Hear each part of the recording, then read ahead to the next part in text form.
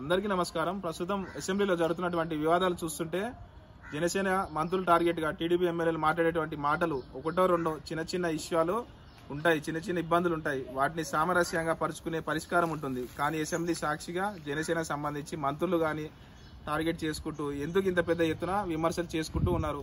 ఇటీవల బుచ్చయ్య చౌదరి లాంటి senior MLA ఆయన ఒక విధంగా టీడీపీ పార్టీకి సంబంధించి చంద్రబాబు నాయుడు గారి కంటే ముందు నుంచే ఎన్టీఆర్ గారితో ట్రావెల్ చేసినటువంటి వ్యక్తి.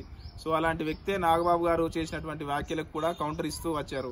ఉప ముఖ్యమంత్రి రాజ్యాంగ పదవి కాదు, కొన్ని రాజకీయ కారణాల వల్ల ఏర్పాటు చేసినటువంటి పదవి మాత్రమే అంటూ కూడా ఆయన మాట్లాడినటువంటి మాటలు చాలా సీరియస్ గా తీసుకోవాల్సిన అవసరం ఉంది. అంటే ఏదో పై లెవెల్లో లోకేష్ గారికి, చంద్రబాబు నాయుడు గారికి, పవన్ కళ్యాణ్ గారికి వాళ్ళ ముగ్గురికి మధ్య సన్నిహిత సంబంధం మెయింటైన్ చేసుకుంటూ వస్తుంది తప్పితే ఎక్కడ కూడా గ్రౌండ్ లెవెల్లో, లోకల్ లెవెల్లో ఎమ్మెల్యేలకి, మంత్రులకి, క్యాడర్కి ఎక్కడా కూడా ఈక్వాలిటీ లేదు. ఇది ఇప్పుడు తీవ్ర స్థాయిలో అర్థమవుతా ఉంది. అసలు జనసేన సంబంధించి క్యాడర్ అయితే యాక్టివ్గా ఉన్నటువంటి పరిస్థితి లేదు. ఎన్నికల సమయంలో యాక్టివ్గా ఉన్నారు.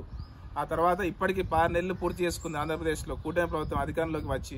ఈ 16 నెలల్లో జనసేన చేసినటువంటి యాక్టివిటీ ఏంటి? కొద్దిగా గొప్ప టీడీపీ మంత్రుల్లో, టీడీపీకి సంబంధించినటువంటి ఎమ్మెల్యేల్లో జగన్మోహన్ రెడ్డి గారిని దూషిస్తున్నారు.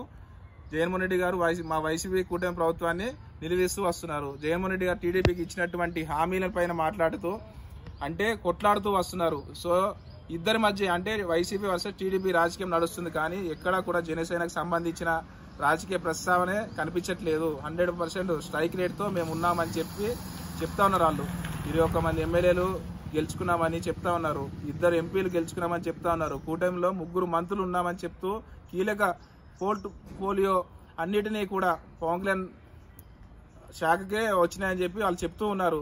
మరి ఇన్ని ఆధీనంలో ఉన్నా కూడా ఎందుకు వారిద్దరి మధ్య సంకేత కుదరట్లేదు? ఈవెన్ జనసేనకు సంబంధించినటువంటి ఎమ్మెల్యేలు కావచ్చు, టీడీపీకి సంబంధించినటువంటి ఎమ్మెల్యేలు కావచ్చు, వాళ్ళ మంత్రులు శాఖలకు సంబంధించి ఈవెన్ పవన్ కళ్యాణ్ గారి పంచాయతీరాజ్ శాఖకు సంబంధించి నిధులు కూడా తెచ్చుకునే పరిస్థితులు లేరని చెప్పేసి డైరెక్ట్ గా మాట్లాడుతూ ఉన్నారు. జనసేన ఎమ్మెల్యే తాడేపల్లికి సంబంధించినటువంటి వ్యక్తి స్వయంగా ఎమ్మెల్యేనే ఇప్పుడు మా రోడ్లు పరిస్థితి ఎంత దారుణంగా ఉంది, రోడ్లు పరిస్థితి ఎంత అధ్వానంగా ఉంది, గతంలో మనం పదే మాట్లాడుతూ వచ్చాము, కనీసం మాకు నిధులు రిలీజ్ చేసే పరిస్థితి లేదు, ఇలా అయితే మనం గెలిచే పరిస్థితి ఉండదు, మనం మళ్ళీ ఓడిపోతామని చెప్పి పదే టీడీపీ జనసేన ఎమ్మెల్యేలు మాట్లాడుతూ వస్తున్నారు.